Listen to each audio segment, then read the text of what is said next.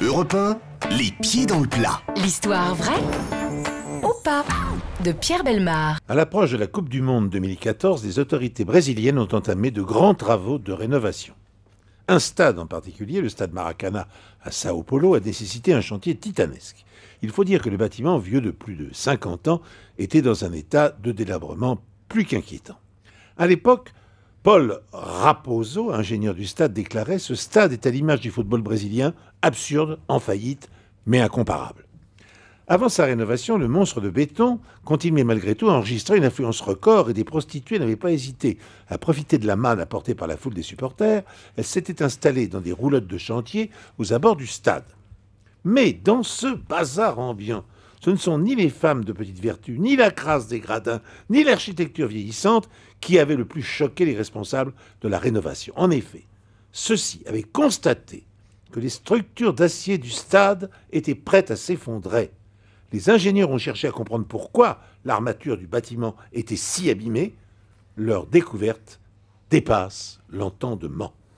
Car le responsable du délabrement n'était autre que l'urine des spectateurs. Peu disciplinés, ceux-ci avaient pris les mauvaises habitudes de se soulager en dehors des sanitaires prévus à cet effet. À cause de leur comportement, des flots d'urine avaient fini par atteindre la structure du stade en érodant dangereusement son armature en acier. En 2000, une brigade anti-pipi de 8 personnes avait même été mise en place par les autorités. Elle était chargée d'inciter les gens à utiliser les 60 WC mis à leur disposition et d'alerter des dangers de l'urine sur leur propre sécurité. Le public était loin d'imaginer que leur pipi pouvait devenir une arme de destruction massive.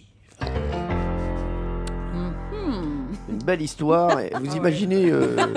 Qui fait rêver. Vous imaginez les personnes donc, qui ont été engagées. Écoute, tu as appris que José avait été engagé dans la brigade anti-pipi. J'ai trouvé du boulot.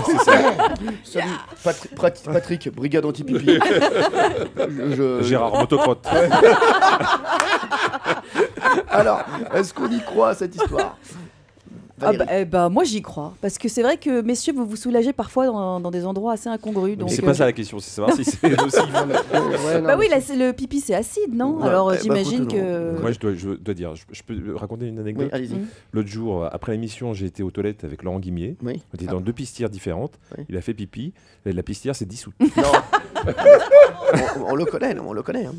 Très dangereux. On connaît Très la personne. dangereux. Michel, est-ce que vous y croyez, Michel Larocque?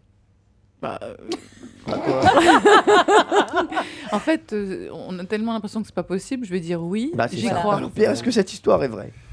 Cette histoire d'attaque au pipi au stade Maracanã de Sao Paulo est tout à fait vraie, de bout en bout. Bravo, bravo, Pierre.